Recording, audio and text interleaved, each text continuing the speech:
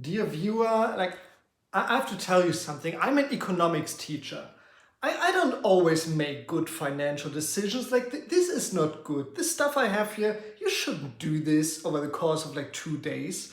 But it happens sometimes and you just want your toys, you know? So please bear with me. I make good financial decisions, usually. The beginning of this month has not been one of them. I'm very sorry. So it's the same day that I filmed my unboxing of Rune Factory 3 Special. And I complained that this was too expensive for what's in there. But I still have to check it out. I filmed the unboxing, but I need to play the game to upload my original video about this one. So this will come afterwards. So by the time you see this, it's probably been a week since I filmed this. But Rune Factory 3 Special, kind of expensive, 60 euros to get this compared to like 40 for the standalone version. I wanted the collector's edition to fit with the others, but it's not the only game I bought. And this can be a time sink, like Rune Factory 4 Special. I haven't even scratched the surface of that one. I played like 60, 70 hours of that one. Rune Factory 4 Special is great. I'm sure 3 is just as good, but that one, man, there's so much to do in that game. I'm still not done. But there are a few other games and a few other things that came out. Now, the topic of this video is, of course, the Marl Kingdom collection, the Rhapsody Marl Kingdom Chronicles, which has Rhapsody 2 and 3. And we will take a closer look at this later on. But I got some other things, and you know, they just show up. You know, send help. Games and things just appear. Please. So, we finally got, I pre-ordered this an eternity ago, Grimoire Nier, the revised edition. For fans of Nier, they know Grimoire Nier was this big art book, strategy guide, like world building guide that they released in Japan for the original Nier. And it's well known for having a lot of information that you actually need to understand the story of Nier. And we never got it, we had to resort to fan translations.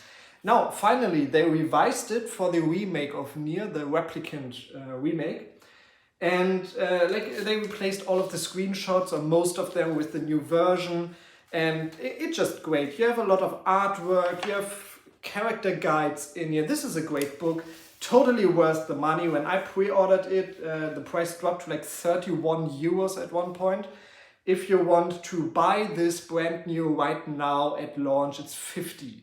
So, you know, it's an expensive book, but it's over how many pages? Like almost 300 pages of full color artwork, world guide, a strategy guide, like what you need to do to level up, and all the maps for the dungeons, all of that in here. Fantastic thing. But of course, fans of Nier know that the one biggest, greatest thing in here is actually a very, like, look at the font in this one. Let's see if we can get this on the screen. Yeah, look at the font, like look at the information density on this. This is the timeline from the end of Drakengard to the beginning of Nier. It explains the whole process of what happened to the world. And if you don't know, now, I'm not going to spoil it, but the end of Drakengard is connected to Nier. So Nier plays on the same world as the final battle in Drakengard. So if you didn't know, and there's this whole like background story timeline of what happened in which year, explaining the connection between the two, and that's why you need this. The whole world building in Nier, you really need this to understand the full story of it. And then, of course, go into Nier Automata to get the idea for that one and what happened to the world and the people in that storyline. So I got this one, luckily for way cheaper than when I originally bought it.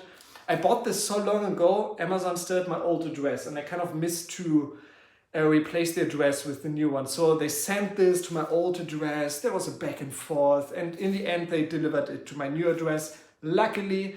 Otherwise, you know, I would have had to cancel it and buy it for the full price. Didn't want to do that.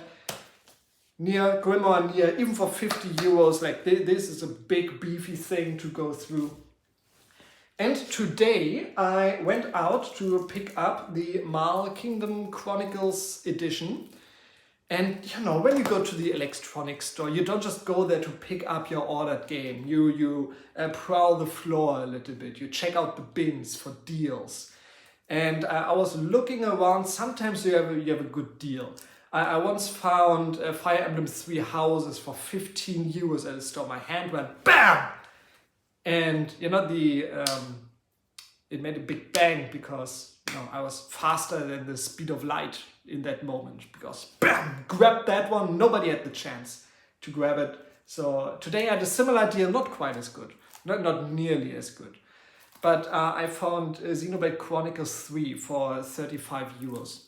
I've been wanting to play another Xenoblade game. I played the first one on the new 3DS, the second one on the Switch, and I never got around to buying the add-on. I need to do that.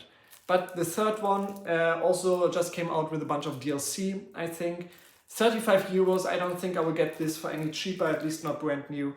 And Xenoblade 2 and 1 and all of the other ones kind of disappeared from shelves and are quite expensive now. So I'm grabbing this while I still can. Couldn't say no to that. Now let's get to the actual big show, the Marl Kingdom Chronicles collection. This is a deluxe edition, it says. I don't think there's a standard edition. Maybe they want to reprint it later. I think it comes with a little art book or something. A mini poster and a mini art book. So let's take a look. Marl Kingdom Rhapsody. I played the first one on the Switch re-release. Lots of fun, very great. Just the right amount of simple and cute. It's like a 12-hour RPG. You can do a few side quests, like right up my alley. 12 hours RPG, I'm in there.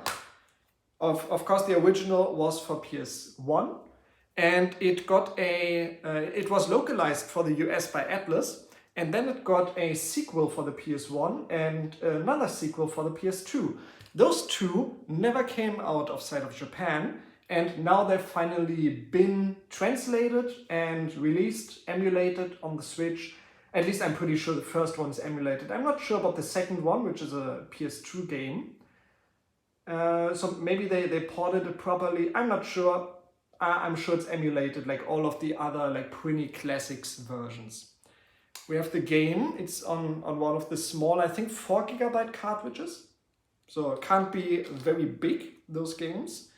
And let's take a look at the mini art book and the poster. Of course, folded up posters, you know what I think about that. And I think about that they are totally worthless and I don't like them. So we have Rhapsody 2. What is the official title? Ballad of the Little Princess is the new originally localized title. And Rhapsody 3, Memories of Marl Kingdom, which I think is more like little side stories to the first two games. I'm not sure. And we have the Rhapsody mini art book. You see the main character from, I think, the first game, and the second game you play her daughter, from what I know. I don't want to flip through this one too much, because I'm not sure if there's any spoilers in there, but we have a few character art things. I've now played these games. I'm super excited. Oh yeah, it's all just characters. So there doesn't seem to be any spoilers, just character artwork for all of this. Of all the games I picked up, big budget things, I'm most excited about this. I want to play these. I'm a little disappointed they announced that, if you didn't know, Rhapsody was a musical RPG. So they had musical numbers in between and they translated those into English.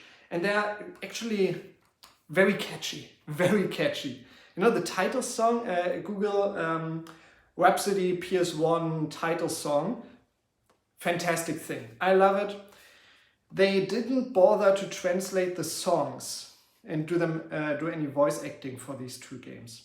So it's only the text that's translated into English. The songs are still Japanese. Bit disappointed. I know people are not a big fan of the dub of the original game. It's a bit cheesy, but that's all the fun, man. That's all the fun. The cheese makes it more tasty. Put that stuff into the oven and have a nice cheesy snack. And I thought they're crazy. And like the Mountain Man song in the first game, Mountain Man, it's great. So much fun. It's a short game, the first one. Give it a try. And I'm excited to play this one. The Rhapsody 2 is, the first one was a strategy RPG, now the second one is a turn-based JRPG, and the last one is, I think, a strategy RPG again, but I'm not sure. So as someone who doesn't like strategy games, like the first one was fine. It's simple enough, it's a baby's RPG, and I'm excited to give this one a try. I've heard it's a bit more challenging, so excited to play that. I will give you my impressions about this in a future video, and as I said, if you want to check out my unboxing and first impressions of Rune Factory 3, I'll put the link down into the comments as well. Big day, lots of stuff, so much stuff to play, and the year isn't even over yet. And I'm back to work, working more, school year started, time is limited. I'm still going through Star Ocean 3 as well. I don't even know where to begin, but this one is high up on my list. I'll pause Star Ocean 3. This one will be like on the TV Switch, my game, and this one, Rune Factory 3, will be my portable thing. And I will love this to bits as well, I'm pretty sure. Playing 2 Switch games, that's my favorite thing about the Switch. You know, you can choose if you play it on the TV or portably. Some games you want to play on the TV, some games you just want in your pocket, playing with you all the time, and I love the Switch. We really didn't need a new one. I'm refusing to buy the OLED right now because I know there's a new model coming in the next 2 years or so. And if they release, I've always said this, a Switch Lite with an OLED screen, like that's my jam. I want that. I don't need the big one that's connected to my TV. Why would I need an OLED screen for that one? But maybe that's a topic for another video. By the way, I just finished in time. Like this game was supposed to come out last Friday, so on the 1st of September. And I was sitting there getting all the endings for Akiba's Trip 2 here for my last unboxing video that I did. And for my last playthrough, like I finished it on Friday, like right on time, and then my delivery of Rhapsody Marl Kingdom Collection was delayed. So I had nothing to play over the weekend. I played Star Ocean, it was fine. But, you know, I had to rush through this one a little bit. Highly enjoyed it, loved this game, Akiba's Trip 2. I'm planning on doing a top 10 games of all time list. This is definitely on there. So I can promise you that. If you can get your hands on this, if you're in the US, you can probably get this in a store. If you are from Europe, you have to import this. At least the physical version is digital only. So yeah, great thing. Love it. Thanks for watching. Lots of games in a short amount of time. I don't know what to do anymore. Now I need to recover financially for the last month or two. Oh, there's the Barton Kaitos collection coming out. But you know, I can play it on the GameCube. I don't need to buy it. I would totally buy that. I've never played those. I want to check those out. But I'm waiting for the Barton Kaitos games because with the Fantasia re-release, they really dropped the ball. And I don't trust Bandai Namco to do a good job for these. So I'm waiting. If it ends up sucking, I will not get it. If it's good, I will spend the money, try those out. And hopefully be done with all of these other games by then. All right, enough rambling, enough talk about different things. Let's have a drink.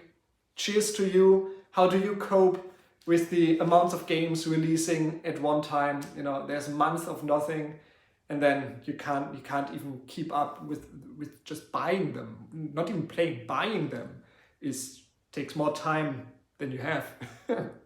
Cheers to you. See you in the next video. Bye.